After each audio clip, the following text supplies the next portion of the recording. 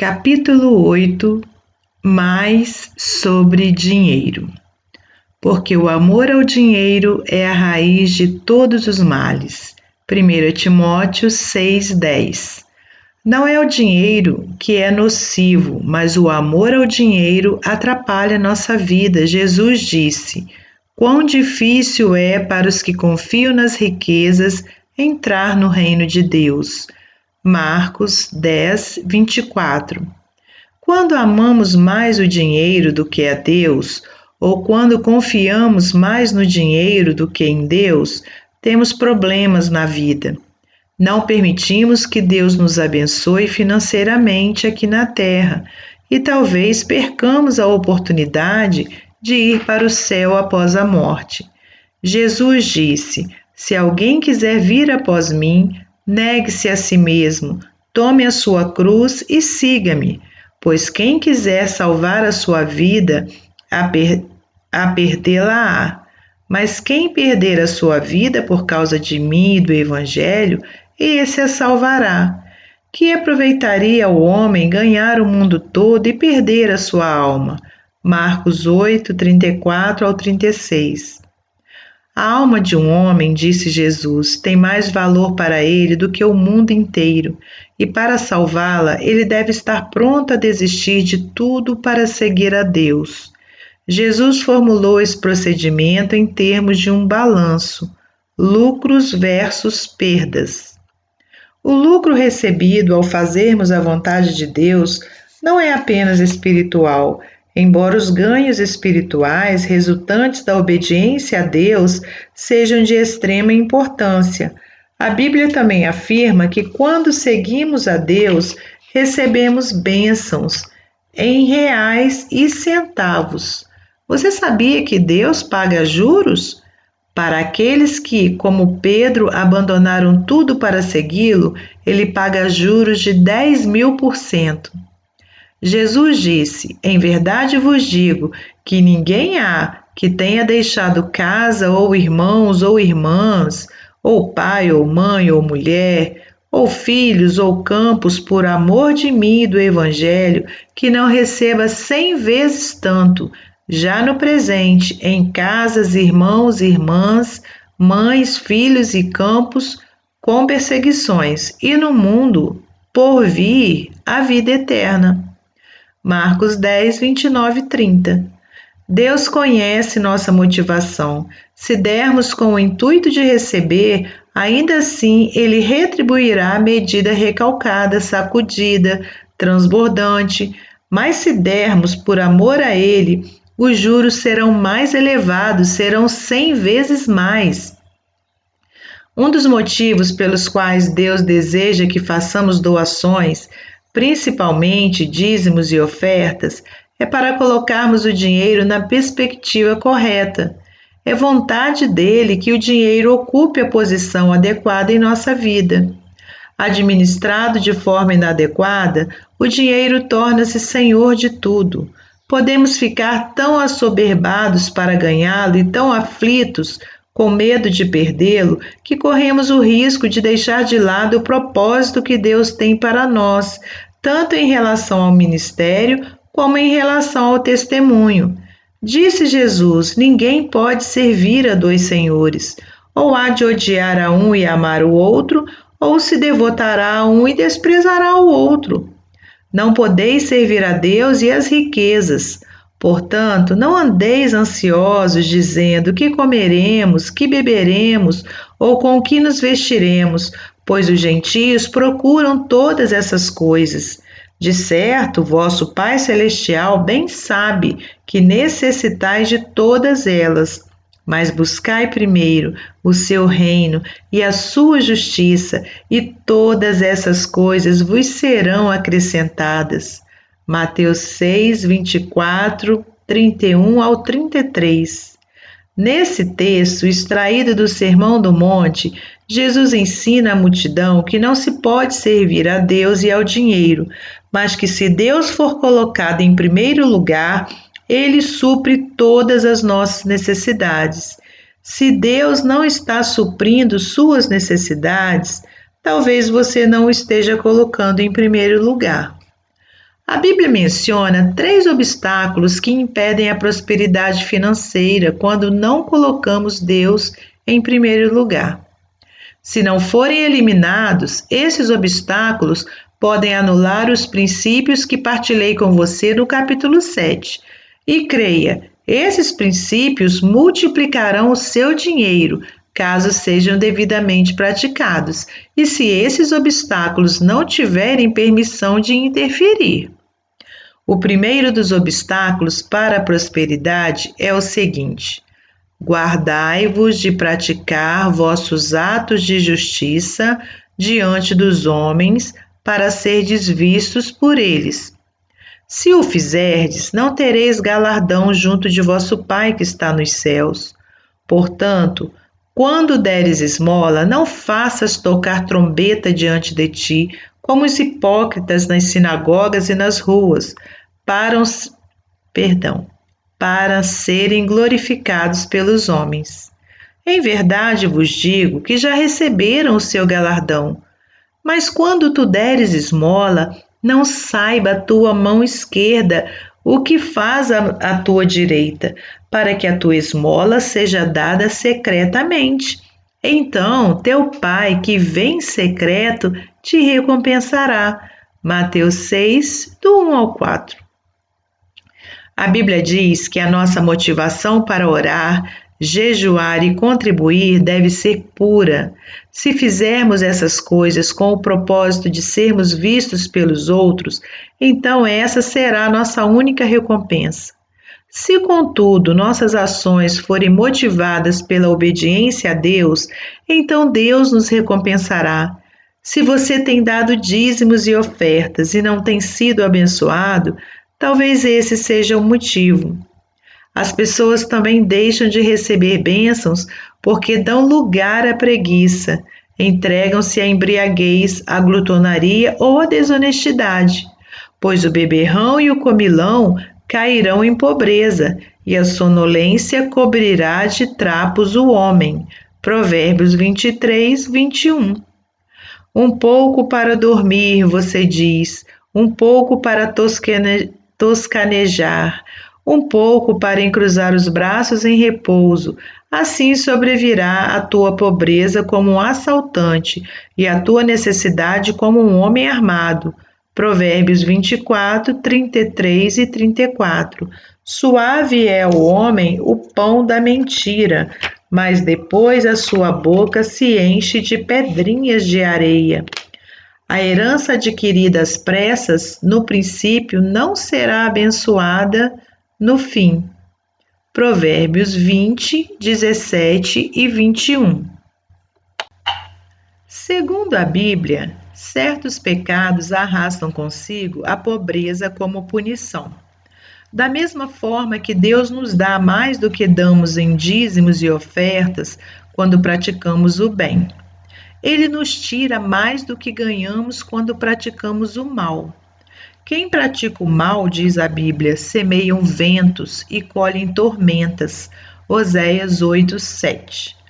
Um dentre os obstáculos que impedem a prosperidade das pessoas que contribuem com dízimos e ofertas é, em geral, o mesmo que as impede de receber outras bênçãos de Deus: falta de fé, pois não creem que Deus fará o que promete. É por isso que aquilo que você afirma se torna tão importante.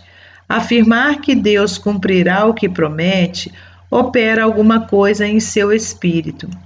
Diga em voz alta: meu Deus suprirá todas as minhas necessidades. Ele disse que se eu o colocasse à prova e eu obedeci, estou aguardando receber de volta o que dei multiplicado. Se você afirmar prosperidade depois que fizer a sua parte, de acordo com os princípios divinos da contribuição, então você terá prosperidade. Por que a palavra de Deus abençoa algumas pessoas e não abençoa outras? A Bíblia diz que quando as pessoas ouvem a palavra de Deus e não creem nela, a palavra que ouviram nada lhes aproveitou, visto não ser acompanhada pela fé naqueles que a ouviram. Hebreus 4, 2. Eu também tenho pecado por não mesclar a palavra de Deus com a fé. Antes de uma de minhas cruzadas pelas Índias Ocidentais, próximo à data da partida, eu disse à minha esposa: Querida, a nossa campanha nas Índias Ocidentais está marcada para breve, mas ainda não temos $1 guardado para a viagem. Jesus disse que não deveríamos planejar antes de construir uma casa. Talvez seja melhor desistirmos da viagem, pois temos pouco tempo para levantar a quantia necessária para as despesas. Minha esposa, porém, sempre teve uma fé inabalável e acreditava que Deus opera maravilhas se tivermos uma atitude positiva de fé. Ela respondeu da seguinte maneira ao meu pensamento negativo: Bem, Dom, você sabe que foi Deus quem colocou esse campo missionário em nossos corações. Não podemos cancelar a viagem porque não fomos nós que escolhemos a missão. É um chamado do Senhor e Ele proverá. Eu comecei a recitar Filipenses 4,19. E o meu Deus suprirá todas as vossas necessidades segundo a sua gloriosa riqueza em Cristo Jesus. A partir daquele momento, todos os dias, enquanto eu me deslocava de um lugar para outro, confessei essas palavras com ousadia, repetindo-as inúmeras vezes. O meu Deus suprirá todas as minhas necessidades. Como essas palavras libertaram meu espírito, fortaleceram minha fé e mudaram minha atitude. Repetir essa passagem para mim mesmo, Repetir essa passagem para mim mesmo, crer e falar com Deus, operou o milagre que eu precisava. Em duas campanhas anteriores nas Índias Ocidentais, precisamos abreviar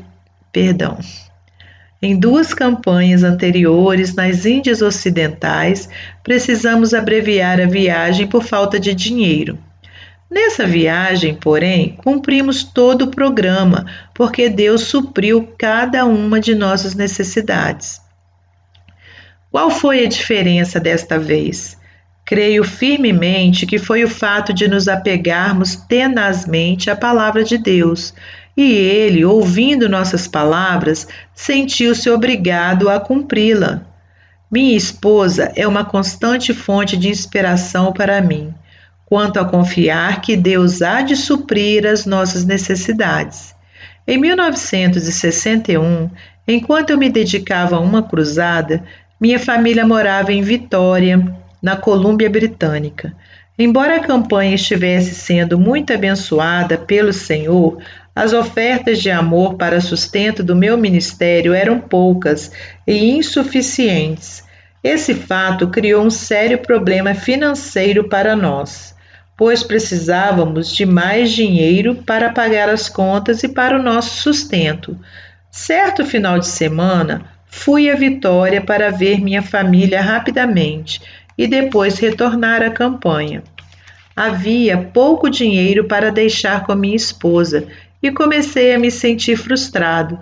Passamos a noite falando com Deus. Finalmente, Joyce orou. Pai querido, supridor de todas as nossas necessidades, tu sabes que temos um grande problema. Temos pouco dinheiro. Na realidade, não sei como aguentaremos essa semana. Talvez tu não queiras que Dom continue nessa campanha. Se for assim, compreenderemos. Temos certeza de que, sejam quais forem os teus motivos, serão bons. Agora, se tu não resolveres o nosso problema financeiro, entregaremos este ministério a uma outra pessoa. Queremos fazer o que tu quiseres. Joyce, como Moisés, falou diretamente do seu coração para o Senhor. E estou totalmente convencido, como se confirmou depois, que nosso Pai Celestial agradou-se de sua filha falar com ele com tanta liberdade e sem nenhum acanhamento. A oração dela e a promessa de Deus fizeram a diferença. Aquela oração mudou a maré a nosso favor, tanto espiritual como financeiramente. Nunca mais fomos assolados pela pobreza, quer na fé, quer nas finanças. Certo dia, enquanto aguardava o embarque no aeroporto de Tortola, comecei a conversar com um homem que era vendedor. De início, conversamos sobre banalidades, mas a certa altura descobrimos que tínhamos muita coisa em comum. Nós dois éramos cristãos. Finalmente, ele disse que gostaria de me contar uma história completamente inexplicável pelos padrões comuns. Não acredito muito em sonhos, ele observou, mas há alguns anos ocorreu um fato comigo que até hoje considero um mistério. Por muitos anos eu trabalhei para uma grande firma atacadista de St. Louis, no Missouri. Em um dos meus itinerários, eu costumava encontrar um velho amigo conhecido como o irmão Benton. Toda a cidade o chamava assim. Na maioria das viagens, ele comprava alguma mercadoria, mas quer comprasse, quer não, eu me sentia melhor depois de visitá-lo. Ele estava sempre alegre e sua conversa era muito agradável. Eu visitava os clientes só 2 vezes por ano e aguardava com ansiedade as datas em que poderia vê-lo. Numa dessas visitas, ele fez um pedido muito maior do que costumava fazer e, sem hesitar, recomendei à empresa que atendesse o pedido. Eu sabia que ele era um cristão sincero, amado e respeitado por todos os habitantes da cidade. Ele não vendia bebidas alcoólicas ou cigarros e dizia sempre que sua Bíblia condenava as duas coisas, portanto, não queria se envolver com elas. Nenhuma conversa ou propostas de grande desconto dos fabricantes de cigarros e de bebidas poderiam induzi-lo a se desviar dessa norma. Cerca de 6 meses depois de feito o grande pedido, o escritório central notificou-me que a conta não fora paga e que eu deveria visitá-lo o mais breve possível para cobrá-lo. Percorri rapidamente a minha região e fui pessoalmente tratar do assunto. Quando cheguei ao armazém, ele não estava lá. Havia outra pessoa em seu lugar. Eu soube que logo depois de colocado o pedido, ele caíra doente e que tanto ele como a família contraíram enfermidades em períodos alternados de tempo. Sua enfermidade havia se estendido por diversos meses e ele ainda se encontrava confinado à sua casa. Eu não o vi, mas ele me enviou um recado dizendo que tudo acabaria se resolvendo. Ele tivera mais prejuízos do que imaginara, mas 6 meses se passaram e a conta não fora paga. Eu escrevi ao escritório central e contei-lhes a situação. Naquela ocasião, todas as medidas legais contra ele foram suspensas. Outros 6 meses se passaram e fui informando de que devia ir e fui informado de que devia ir imediatamente cobrá-lo. Caso contrário, ele seria processado. Não tive escolha, mas confesso que me ocorreram alguns pensamentos rebeldes. Na noite anterior à minha chegada à cidade, não consegui dormir. Passei horas angustiado, rolando na cama, tentando encontrar um jeito de não pressionar meu amigo. Eu sabia que estava lidando com um bom homem envolvido numa situação aflitiva, sem que tivesse culpa. Enquanto me virava na cama de um lado para outro, devo ter adormecido. Sonhei que fui visitar meu velho amigo e que nos sentamos na sala de estar da casa onde toda a sua família se reunira. Ele se voltou para mim e disse: "Vamos começar nosso culto devocional matutino e gostaríamos que você participasse." "Com todo prazer", respondi. Ele prosseguiu: "Vamos ler o Salmo 23." Ele iniciou a leitura e fiquei atônito diante das palavras que ouvi. Eu havia aprendido esse salmo há muito tempo na escola dominical e jamais me esquecerei que o Senhor é o meu pastor. Meu coração regozijou-se ao ouvir as palavras lidas por ele. O Senhor é o meu banqueiro, nada me faltará. Ele me faz repousar em minas de ouro, ele me dá a combinação do seu cofre forte. Ele restaura o meu crédito, ele me mostra como evitar os processos legais por amor do seu nome. Sim, ainda que eu ande pelas sombras das dívidas, não temerei mal algum, porque tu estás comigo, a tua prata e o teu ouro me resgatam. Preparas um caminho para mim na presença dos meus cobradores. Enches os meus barris com óleo, minhas medidas transbordam. Certamente a bondade e a misericórdia me seguirão todos os dias da minha vida, e eu negociarei em nome do Senhor. Ao concluir a leitura, ele se ajoelhou e orou. Eu jamais havia escutado uma oração como aquela. Quase perdi o fôlego quando ele pediu ao Pai Celestial que me abençoasse. Acordei de repente com um amém. Eu havia planejado visitá-lo em casa logo pela manhã. Levantei-me, vesti-me e cheguei à casa dele ao nascer do sol. Ele me recebeu com um sorriso e um caloroso aperto de mão e disse: Venha, entre.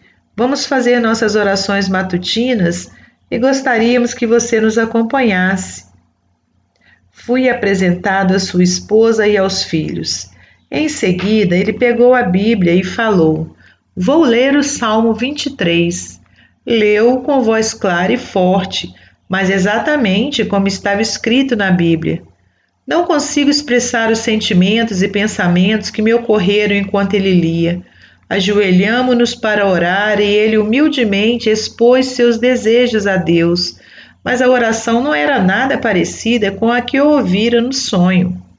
Embora abrangesse os mesmos tópicos, ele falou ao Senhor que devia algum dinheiro e que a dívida já estava vencida.